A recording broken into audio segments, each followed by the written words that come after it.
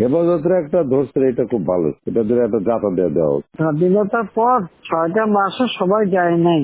একটা যুদ্ধ বিধ্বস্ত দেশ একটা প্রদেশের রাষ্ট্র বানাচ্ছে, তার মধ্যে সমালোচনা লেখা শুরু হয়ে গেল আমার তাহলে কি আশা করো?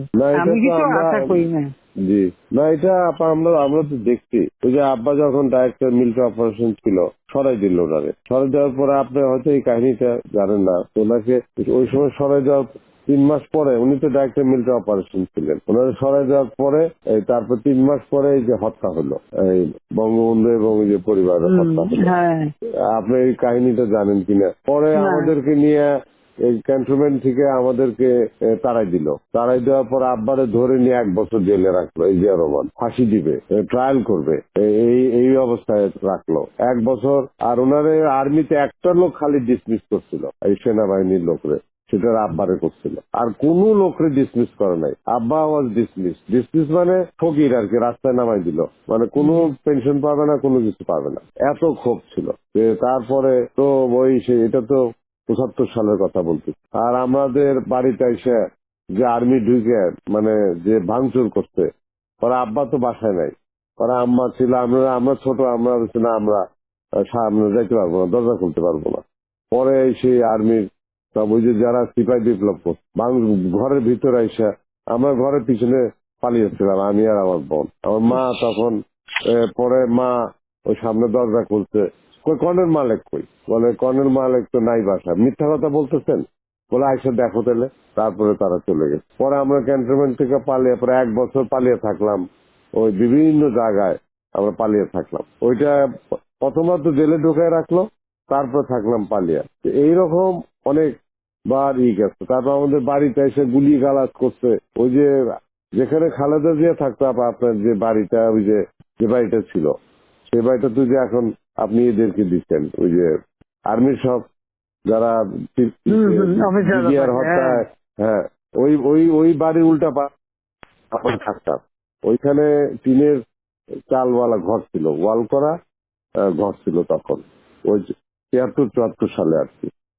তখন তো আমি ক্লাস 8-9-এ পড়ি ওই সময়। ওই ওখানে কতগুলি ওরকম ছিল। পরে খালেদা জিয়া আবার এই বাড়ি যখন দখল করে, তখন ও বাড়িও দখল করে ফেলছে, এই বাড়ি টাড়ি সব দখল করে ফেলছিল। ওগুলো আমরা দেখছি, আমাদের ওই টিনের ঘরের মধ্যে এসে গুলি লাগতেছে। ওই 75 যখন ওই যে সিপাহী বিপ্লবটা, এখানে সিপাহী বিপ্লব তো কারা করছে আপনি জানেন? এই যে যারা এই যে জিয়া রহমান যার পর ফাঁসি দিল, কি নাম ওর, কর্নেল তাহের। কিন্তু এই কিন্তু সিপাহী বিপ্লবরা করছে, জাসদের লোকেরা এইসব করছে অনেক কিছুতে। তারা তো আবার আমাদের সাথে আছে, এরা তো জাসদের লোকেরাও এইসব মধ্যে ছিল। আমরা তো দেখতে পাই না ওই সময় তাদের ভিতরে কাহিনীগুলো।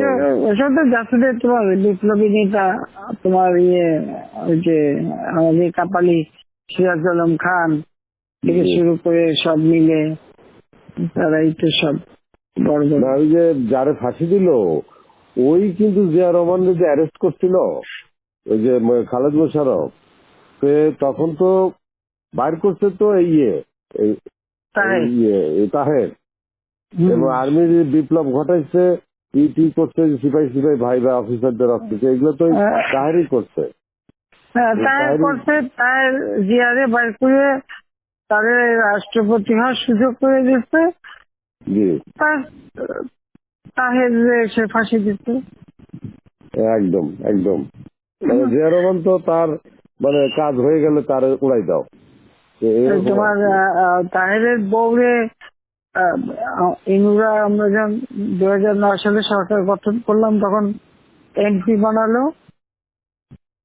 তা 2009 না 14, হ্যাঁ 2014 এমপি বানিয়েছিল। তো আমার কাছে একদিন তাহের ডিসপিউট ছিল, তো আমার কাছে একদিন আসতে তাহেরকে একটা রাষ্ট্রীয় মর্যাদা সম্মান, আমি খালি আমি পার্লামেন্টে দাঁড়ায় সব নিয়ে এসে ধরে না কথা বলে, তো সে এসে আমার সাথে কথা বলছে। আমি খালি বললাম, শোনে আপনি স্পেশাল এমপি হচ্ছেন, ঠিক আছে, কিন্তু আমি তো ভুলে যাই কিভাবে যে আমার বাপের হত্যার সাথে আপনার স্বামী জড়িত, আমার পুরো পরিবারের সাথে, এবং জিয়া রহমান নিয়ে ক্ষমতায় বসাচ্ছে। হ্যাঁ, জিয়া তারে ফাঁসি দিতে, তাকে আমার ভালো হাত বলছেন। থেকে আমি বলছি, তাকে আমার হাত দিয়ে আমি কি করে সম্মান দিই? মানে এরা তো পুরোপুরি জড়িত। একেবারে চুপ হয়ে আসতে চলে গেল, আর কোনোদিন আমার সঙ্গে কথা বলতে আসেনি।